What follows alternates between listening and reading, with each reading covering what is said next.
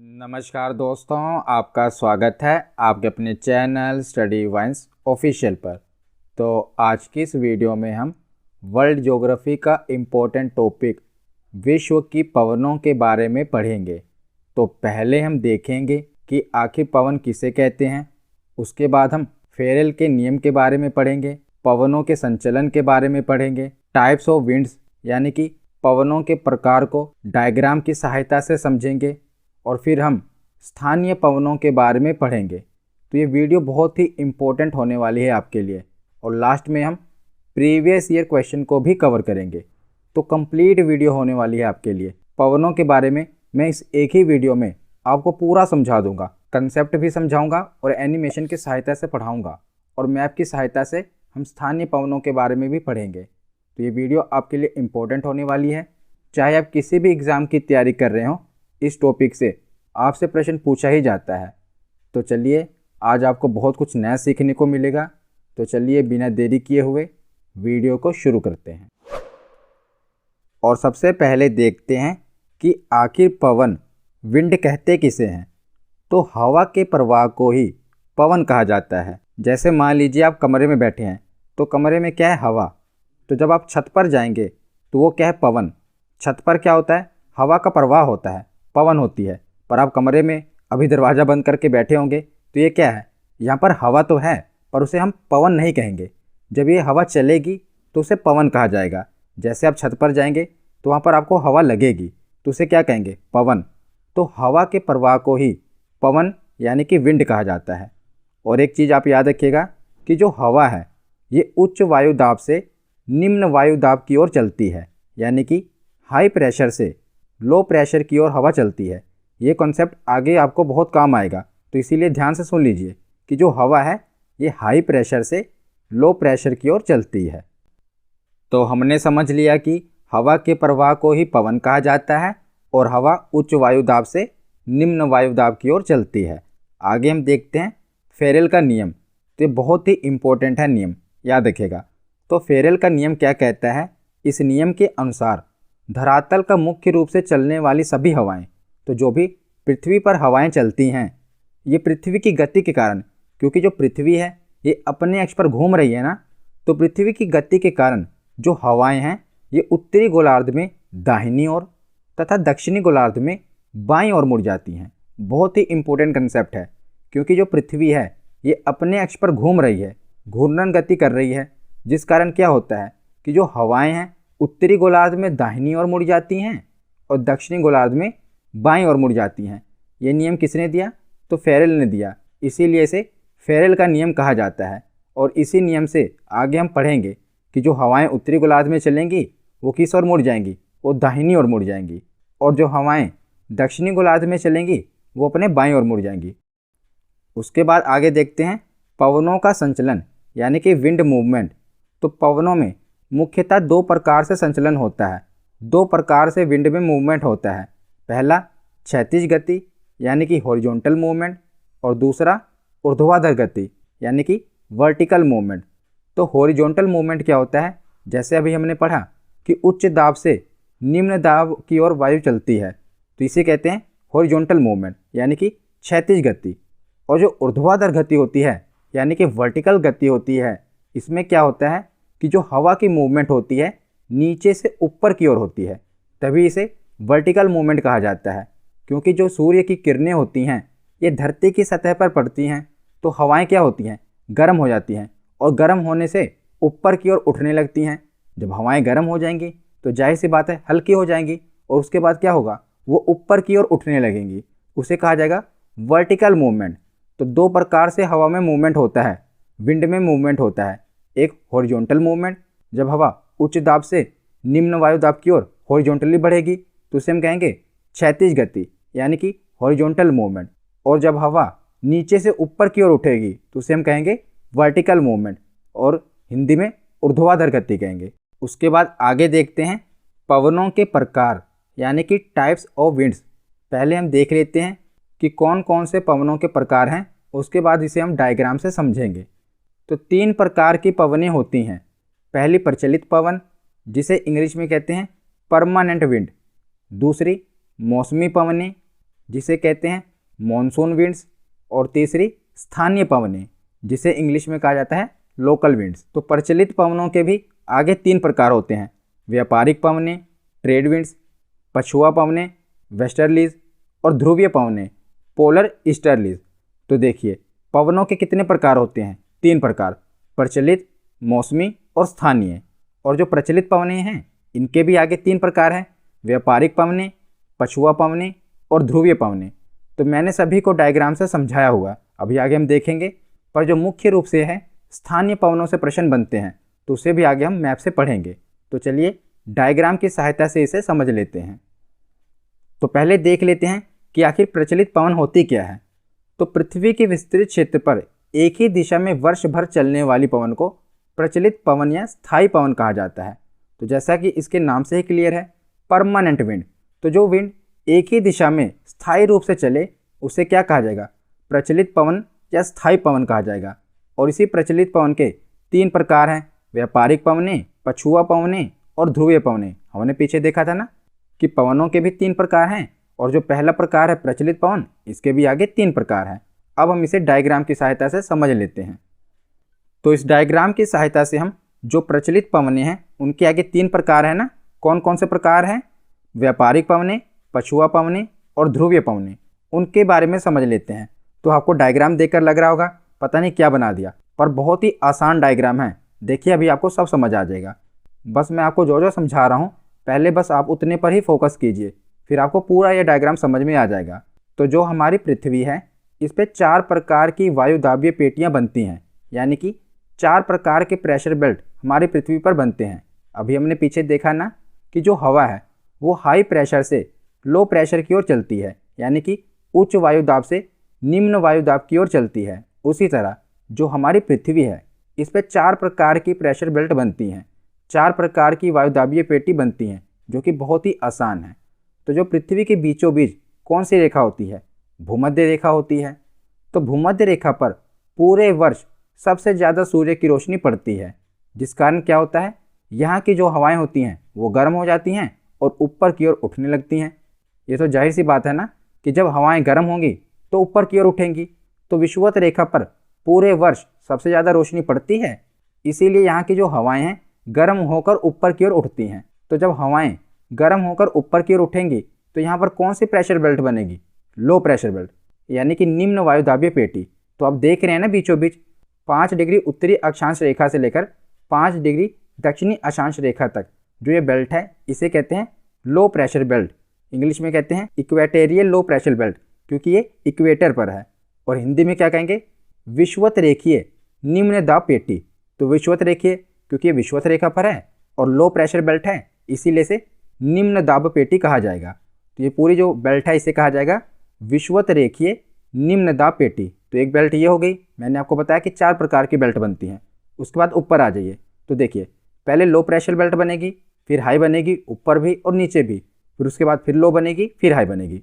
तो 4 प्रकार की बेल्ट है ना, लो हाई लो हाई। तो बीच में पहले आपको याद रखना है कि लो प्रेशर बेल्ट बनेगी, और क्यों बनेगी मैंने आपको समझा दिया। तो लो प्रेशर बेल्ट के बाद ऊपर देखेंगे उत्तर की ओर, तो 25 डिग्री से लेकर 35 डिग्री तक उपोष्ण उच्च दाब पेटी कहा जाता है इसे। कौन सी, उपोष्ण उच्च दाब पेटी। और दक्षिणी गोलार्ध में भी 25 डिग्री अक्षांश रेखा से लेकर 35 डिग्री अक्षांश रेखा तक उपोष्ण उच्च दाब पेटी बनेगी। तो 2 प्रकार की पेटियां हमने देख ली, एक विषुवत रेखीय निम्न दाब पेटी और दूसरी उपोष्ण उच्च दाब पेटी। तो उसके बाद फिर उत्तर में हम जाएंगे, तो ये उच्च दाब पेटी है, फिर इसके ऊपर निम्न दाब पेटी बनेगी, यानी कि 55 डिग्री से लेकर 65 डिग्री उत्तर में भी उपध्रुवीय निम्न दाब पेटी है, और नीचे भी देखेंगे दक्षिणी गोलार्ध में 55 डिग्री से लेकर 65 डिग्री तक तो उपध्रुवीय निम्न दाब पेटी है। तो ये निम्न दाब पेटी होगी और ध्रुवों पर उच्च दाब पेटी बनेगी 90 डिग्री पर। तो बहुत ही आसान है, देखिए।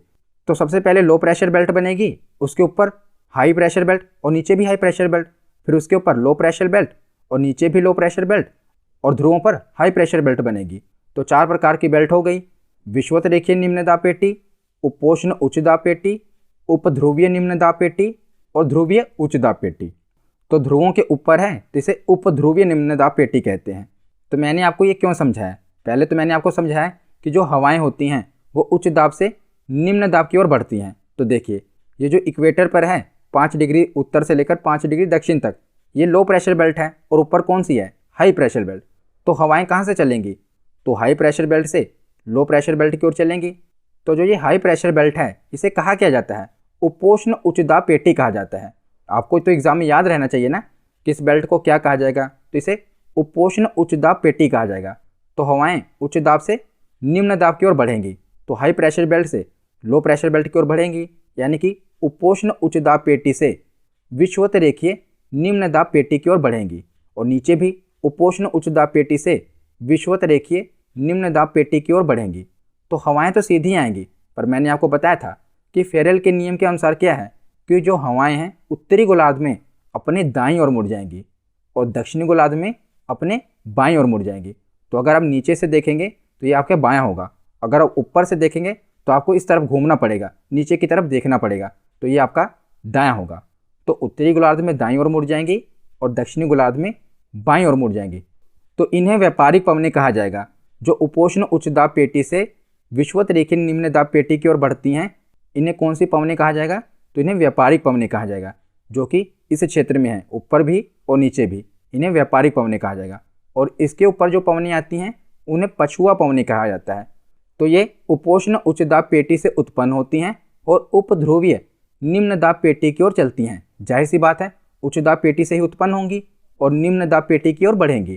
तो ये उपोष्ण उच्च दाब पेटी से उत्पन्न होती हैं और उपध्रुवीय निम्न दाब पेटी की ओर चलती हैं, और फेरेल के नियम के अनुसार उत्तरी गोलार्ध में दाईं ओर और दक्षिणी गोलार्ध में बाईं ओर मुड़ जाती हैं। तो इन्हें क्या कहा जाएगा, पछुआ पवनें कहा जाएगा। तो ये मैं आपको कॉन्सेप्ट समझा रहा हूँ, जो कि अभी आपको थोड़ा मुश्किल लग रहा होगा, पर अगर आप इसको 2 बार देख लेंगे तो बहुत ही आसान है, आगे आपको ये समझ आ जाएगा। तो यहाँ पर ये जो पवनें हैं ऊपर भी और नीचे भी, इन्हें क्या कहा जाएगा, पछुआ पवनें कहा जाएगा। और ये उत्पन्न कहाँ से हो रही हैं, उपोष्ण उच्च दाब से उत्पन्न हो रही हैं और उपध्रुवीय निम्न दाब पेटी की ओर बढ़ रही हैं। यहाँ से एक और प्रश्न बनता है जो कि कई बार एग्जाम में पूछा गया है। तो जो दक्षिणी गोलार्ध है, अगर आप वर्ल्ड मैप में देखेंगे तो उत्तरी गोलार्ध में महाद्वीपों की संख्या ज़्यादा है, आप देख रहे हैं, और दक्षिणी गोलार्ध में क्या है, तो जो समुद्र है इसका विस्तार ज़्यादा पाया जाता है। तो जहाँ पर समुद्र का विस्तार ज़्यादा पाया जाता है वहाँ पर पवनों की गति तेज हो जाती है। तो दक्षिणी गोलार्ध में जल के अत्यधिक विस्तार के कारण जो हवाएं हैं वो बहुत तेज गति से चलती हैं, और उत्तरी गोलार्ध में महाद्वीप ज़्यादा हैं तो वहाँ पर हवाएं इतनी तेज गति से नहीं चलती जितनी कि दक्षिणी गोलार्ध में हवाएं तेज गति से चलती हैं। तो दक्षिणी गोलार्ध में हवाएं तेज गति से चलती हैं। तो जो ये पछुआ पवनें हैं इनको 40 डिग्री पर, 50 डिग्री पर और 60 डिग्री पर अन्य नामों से भी जाना जाता है। तो ये नाम एग्जाम में पूछे गए हैं, इसीलिए मैं आपको थोड़ा डिटेल में बता रहा हूँ, क्योंकि आपकी परीक्षा में इससे प्रश्न छूटना नहीं चाहिए। तो जो पछुआ पवनें हैं हमने देखा कि ये उपोष्ण उच्च दाब पेटी से लेकर उपध्रुवीय निम्न दाब पेटी की ओर बहती हैं। तो इसके बीच में 40, 50 और 60 डिग्री आता है ना। तो 40 डिग्री पर जो हवाएं चलती हैं, जो पछुआ पवनें चलती हैं, उनकी रफ्तार इतनी तेज होती है जिस कारण उसे कहा जाता है गर्जती चालिसा। 40 डिग्री पर जो हवाएं चलती हैं क्या कहते हैं उन्हें, गर्जती चालिसा। और जो 50 डिग्री पर ये पवनें चलती हैं उन्हें कहा जाता है प्रचंड पचासा। तो ये नाम दिए गए हैं क्योंकि जो ये पवनें हैं इनकी रफ्तार बहुत तेज होती है, तो उन्हें कहा जाता है 40 डिग्री पर गर्जती चालिसा, 50 डिग्री पर प्रचंड पचासा और 60 डिग्री पर चीखता साठा। आसान है ना, 60 डिग्री पर साठा, 50 डिग्री पर पचासा और 40 डिग्री पर चालिसा।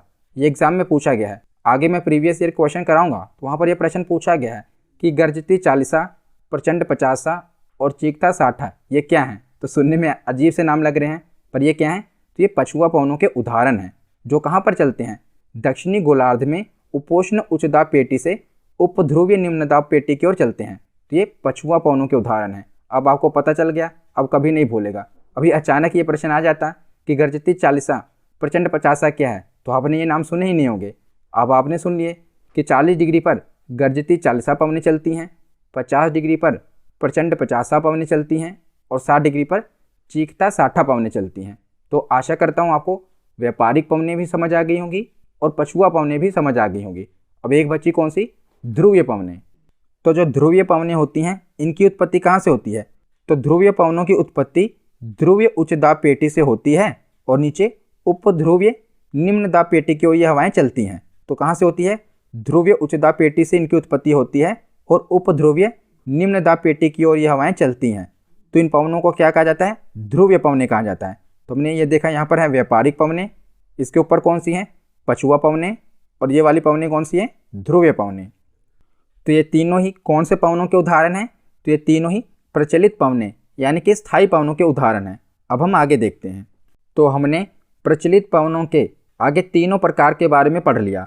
अब दूसरी प्रकार देखते हैं। हमने 3 प्रकार की पवनें देखी थी ना, प्रचलित पवनें, मौसमी पवनें और स्थानीय पवनें। तो प्रचलित पवनों के तीनों प्रकार को हमने देख लिया। अब हम देखते हैं मौसमी पवनें क्या होती हैं, जिन्हें इंग्लिश में मॉनसून विंड्स कहते हैं। तो मौसम या समय के परिवर्तन के साथ जिन पवनों की दिशा बदल जाती है उन्हें मौसमी पवन कहा जाता है। तो जो स्थायी पवनें थी उनकी दिशा नहीं बदलती थी, पर जो मौसमी पवनें हैं ये समय के परिवर्तन के साथ इनकी दिशा बदल जाती है। जैसे आप देखते हैं ना कि भारत में भी मानसून आता है तो समय पर आता है। तो मौसमी पवनें क्या हैं? जो कि एक पर्टिकुलर समय पर चलती हैं और मौसम या समय के परिवर्तन के साथ इनकी दिशा बदल जाती है। इन्हें मानसूनी पवन कहा जाता है, जैसे कि मानसूनी पवन, स्थल समीर तथा समुद्री समीर। तो मानसूनी पवन, तो मैंने भारत की जलवायु को, भारत के मानसून को बहुत ही अच्छे तरीके से समझाया हुआ है। अगर आप वो वीडियो देख लेंगे तो आपको मानसून कभी भी भूलेगा नहीं। मैंने इतनी अच्छे तरीके से वहाँ पर समझाया हुआ है कि कैसे मानसून भारत में आता है, कहाँ कहाँ पर बारिश होती है, वो वीडियो आप देख लेना। तो हम देख लेते हैं कि स्थल समीर तथा समुद्री समीर क्या होता है। ये बहुत बार एसएससी में पूछा गया है कि स्थल समीर क्या होता है, समुद्री समीर क्या होता है। तो इसे आप डायग्राम की सहायता से समझिए। तो इसे हम इस इमेज की सहायता से समझते हैं। पहले देखते हैं समुद्री समीर। तो पानी की क्वालिटी होती है कि पानी जल्दी गर्म नहीं होता, और अगर उसे गर्म कर दिया जाए तो वो जल्दी ठंडा नहीं होता। अगर हम उसे धरती की सतह से कंपेयर करें तो जो धरती की सतह होती है ये जल्दी गर्म हो जाती है और जल्दी ही ठंडी हो जाती है। देखिए जब धूप होती है तो जो धरातल होता है ये गर्म हो जाता है, पर जब धूप चली जाती है रात को देखिए तो ठंडी हो जाती है। मतलब कि जो धरातल की सतह है ये जल्दी गर्म भी हो जाती है और जल्दी ठंडी हो जाती है, पर जो पानी है ये जल्दी गर्म नहीं होता, जब गर्म हो जाता है तो जल्दी ठंडा नहीं होता। तो दिन के समय में क्या होता है कि जो धरातल होता है वो पानी की अपेक्षाकृत ज़्यादा गर्म हो जाता है। मैंने आपको बताया ना कि जो धरातल होता है, पृथ्वी की सतह होती है, ये जल्दी गर्म हो जाती है, पर जो पानी होता है ये जल्दी गर्म नहीं होता। तो धरातल के ज़्यादा गर्म होने के कारण क्या होता है, वहाँ की जो हवाएं होती हैं ना वो हल्की हो जाती हैं और ऊपर की ओर उठ जाती हैं, ऊपर की ओर उठने लगती हैं, जिस कारण क्या होता है यहाँ पर लो प्रेशर क्रिएट हो जाता है, निम्न वायुदाब हो जाता है। जिस कारण क्या होता है जो पानी है यहाँ पर इसके ऊपर उच्च वायुदाब होता है। तो हवाएं कहाँ चलेंगी? उच्च वायुदाब से निम्न वायुदाब की ओर चलेंगी। तो हवाएं समुद्र की ओर से स्थल की ओर चलेंगी, तो इन्हें क्या कहा जाएगा? समुद्री समीर कहा जाएगा। तो जहाँ से हवाओं की उत्पत्ति होगी वही उसको नाम दिया गया है। तो समुद्र से इसकी उत्पत्ति हो रही है तो इसे क्या कहा जाएगा? समुद्री समीर। क्योंकि मैंने आपको बताया ना कि दिन के समय क्या होगा, धरातल जो है ये ज़्यादा गर्म रहेगा और जो पानी है ये ठंडा रहेगा उसके अपेक्षाकृत। तो उसके कारण क्या होगा, धरातल की जो हवाएं हैं ये गर्म होकर ऊपर की ओर उठने लगेंगी और नीचे निम्न वायुदाब क्रिएट हो जाएगा, और जो पानी है इसके ऊपर उच्च वायुदाब होगा। तो वहाँ से हवाएं जो हैं निम्न वायुदाब की ओर बढ़ेंगी।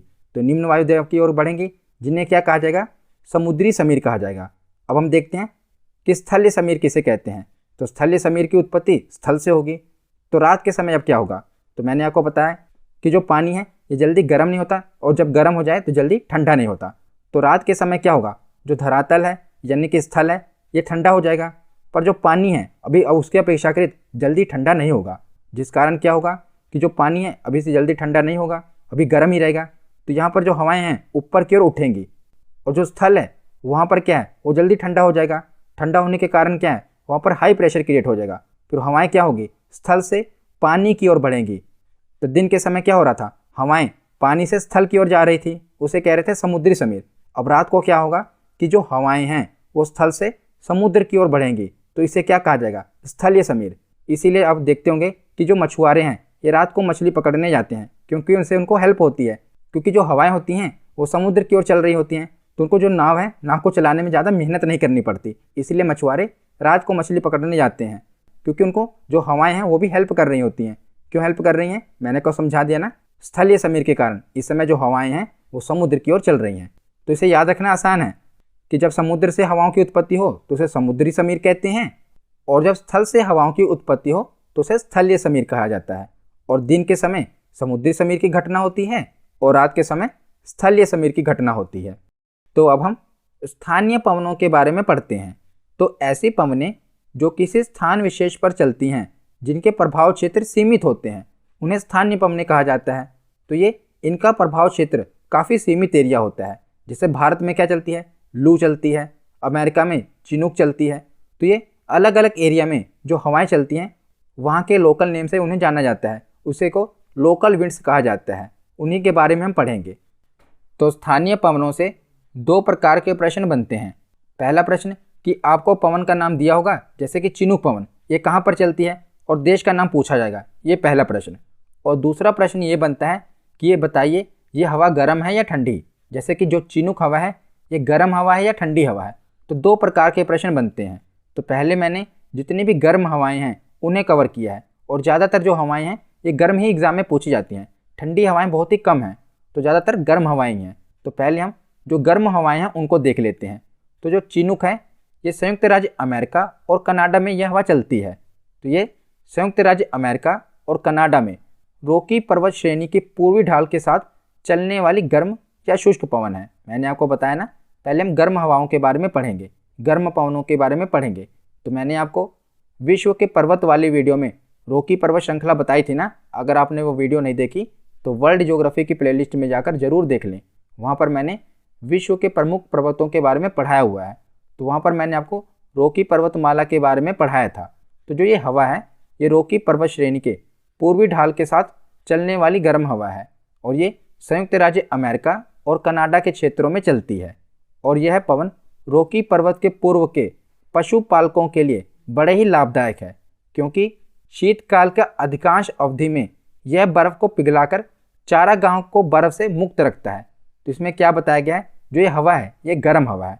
तो जब उत्तरी अमेरिका में यानी कि कनाडा में और संयुक्त राज्य अमेरिका में बर्फ़ जमी होती है ना, तो ये जब ये हवा चलती है तो जो वहाँ की घास के मैदान है, जब उसमें बर्फ़ जमी होती है तो ये हवा क्या करती है, उन बर्फ़ को पिघला देती है। यानी कि जो घास के मैदानों पर बर्फ़ जमी होती है उनको पिघला देती है। फिर जो घास होती है वहाँ के पशुओं के लिए उपलब्ध हो जाती है ना, इसीलिए से हिमभक्षी के नाम से भी जाना जाता है। तो इसका उपनाम जरूर याद रखिएगा। आपसे एग्जाम में ऐसे भी पूछा जा सकता है कि किस पवन को हिमभक्षी कहा जाता है, तो चिनूक पवन को हिमभक्षी कहा जाता है। तो हमने क्या क्या पढ़ा कि जो चिनूक पवन है ये संयुक्त राज्य अमेरिका और कनाडा में बहती है। और दूसरी चीज़ हमने पढ़ी कि ये रॉकी पर्वत श्रृंखला से निकलती है। और तीसरी चीज़ हमने पढ़ी कि इसे हिमभक्षी के नाम से भी जाना जाता है। तो चिनूक पवनों के बाद देखते हैं अगली फोन पवन। ये स्विट्जरलैंड में चलती है। तो यह स्विट्जरलैंड की स्थानीय पवन है। इसके प्रभाव से वहाँ की बर्फ़ पिघल जाती है। तो ये भी गर्म पवन है, और पशु चारकों के लिए चारागाह मिल जाता है, जैसा कि मैंने आपको समझाया। और यह पवन अंगूर की फसल के लिए काफ़ी लाभदायक है।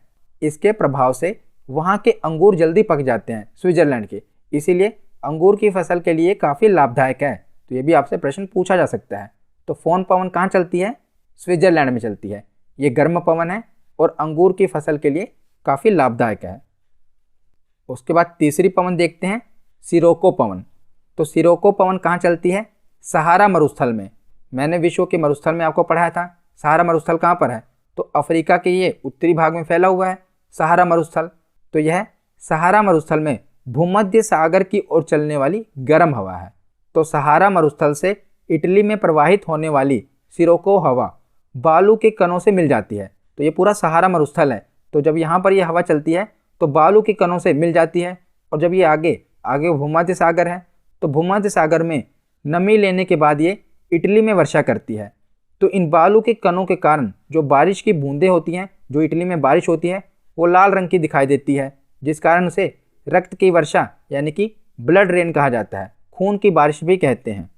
तो जब सिरोको पवन सहारा मरुस्थल में चलती है तो वहाँ की जो रेत होती है, धूल कण होते हैं, अपने साथ ले जाती है, और आगे भूमध्य सागर के ऊपर इसे नमी मिल जाती है।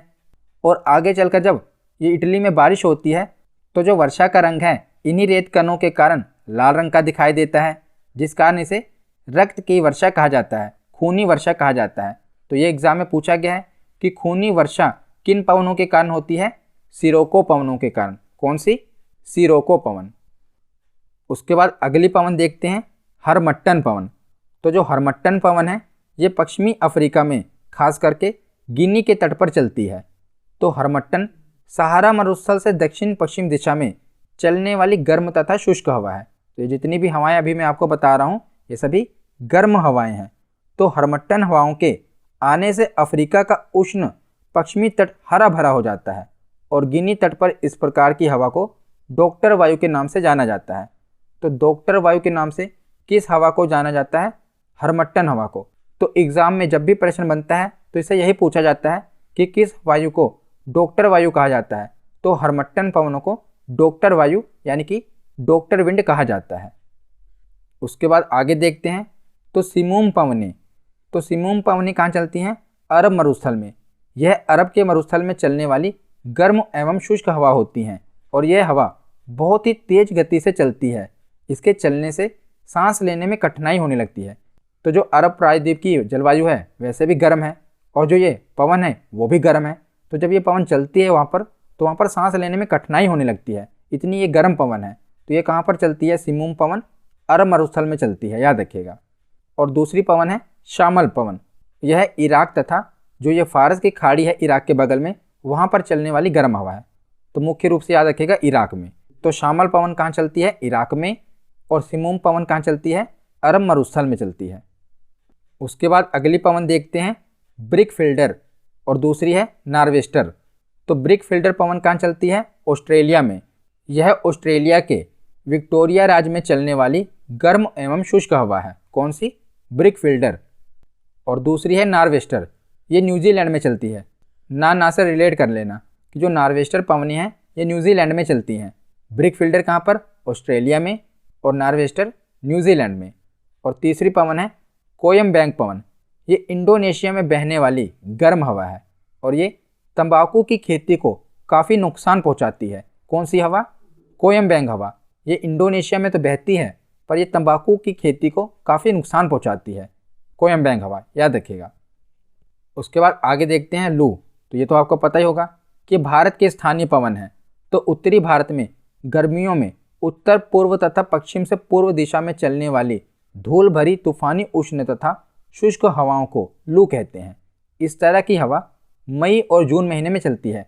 तो गर्मियों के महीने में ये हवा चलती है उत्तर भारत में, इसे क्या कहा जाता है? लू कहा जाता है। ये तो आपको पता ही होगा। उसके बाद है सांता आना। तो जो सांता आना पवनें हैं ये संयुक्त राज्य अमेरिका के कैलिफोर्निया में सांता आना घाटी में चलने वाली गर्म हवा है। तो सांता आना घाटी में ये चलती हैं, इसीलिए वहाँ पर स्थानीय लोग इसे सांता आना पवन कहते हैं, जो कि संयुक्त राज्य अमेरिका में बहती है। कौन सी हवा? सांता आना पवनें। तो हमने सभी जो प्रमुख गर्म पवनें हैं उनके बारे में पढ़ लिया और कुछ जो ठंडी पवनें हैं उनके बारे में भी पढ़ लेते हैं। तो यही जो मुख्य रूप से 4 पवनें हैं ठंडी पवनें, यही आपसे बार बार एग्जाम में पूछी जाती हैं, तो इसीलिए मैंने इन्हें भी कवर कर दिया। पहली है मिस्ट्रल। तो जो मिस्ट्रल पवन है ये स्पेन और फ्रांस में प्रवाहित होती है। तो कहाँ पर? स्पेन और फ्रांस में मिस्ट्रल पवनें चलती हैं। दूसरी है बोरा पवनें। तो बोरा कहाँ के स्थानीय पवन है? तो ये एड्रियाटिक सागर के पूर्वी किनारों पर और इटली के उत्तरी भाग में प्रवाहित होती है। अगर हम देश में देखें तो इटली में ये प्रवाहित होती है और अगर हम सागर में देखें तो इटली के बगल में है एड्रियाटिक सागर, वहाँ पर ये पवनें चलती हैं, इटली में और एड्रियाटिक सागर के पूर्वी किनारों पर। और तीसरी पवनें हैं पेम्परो।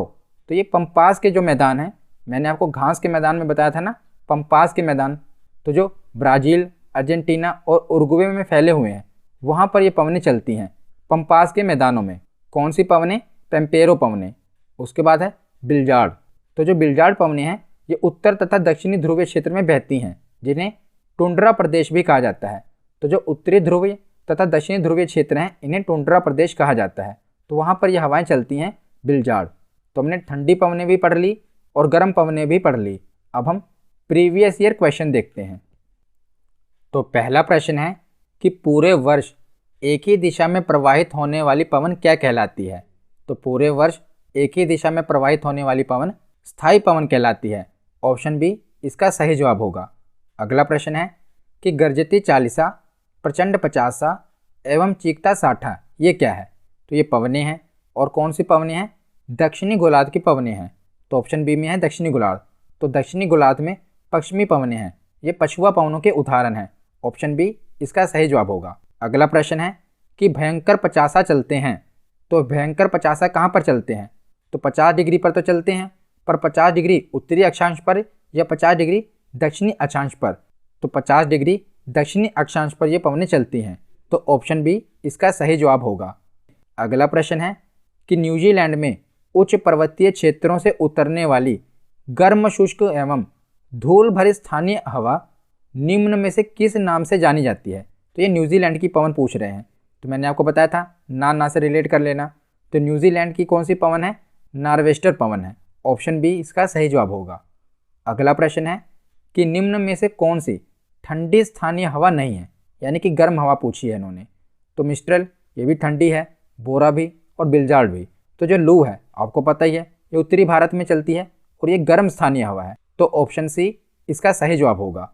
अगला प्रश्न है कि निम्नलिखित में से कौन सी स्थानीय पवन इटली की रक्त वर्षा लाती है। तो इटली में कौन सी पवन खून की वर्षा कराती है। तो इसका सही जवाब होगा ऑप्शन सी, सिरोको पवन। अगला प्रश्न है कि समुद्री समीर बहती है। तो समुद्री समीर दिन के समय बहती है और रात के समय में स्थलीय समीर बहती है। तो ऑप्शन ए इसका सही जवाब होगा। अगला प्रश्न है कि पछुआ हवाएं वे हवाएं हैं जो बहती हैं। ऑप्शन ए में दिया हुआ है कि ध्रुवीय क्षेत्र के ऊपर बहती हैं, नहीं। ऑप्शन बी में क्या है कि रात्रि में पृथ्वी से समुद्र, ये तो दूसरे उदाहरण है, समुद्री समीर और स्थलीय समीर के उदाहरण है। ऑप्शन सी क्या है कि मौसम पर निर्भर होकर विभिन्न दिशाओं में, ये भी नहीं है। ऑप्शन डी क्या है कि भूमध्य रेखा के 30 डिग्री से लेकर 60 डिग्री उत्तर तथा दक्षिणी अक्षांश रेखाओं के मध्य बहती हैं। तो ये जवाब सही है। तो ऑप्शन डी इसका सही जवाब होगा कि भूमध्य रेखा के 30 डिग्री से लेकर 60 डिग्री पर उत्तरी तथा दक्षिणी अक्षांश रेखाओं के मध्य ये बहती है पछुआ हवाएं।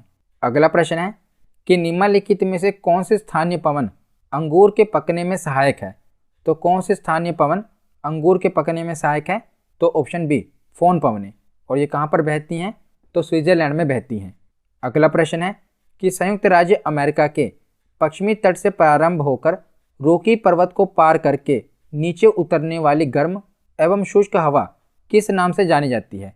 तो ये कौन सी हवा है? आपको पता ही होगा, संयुक्त राज्य अमेरिका वाली कौन सी हवा थी? चिनूक हवा। ऑप्शन सी इसका सही जवाब होगा और इसे हिमभक्षी के नाम से भी जाना जाता है।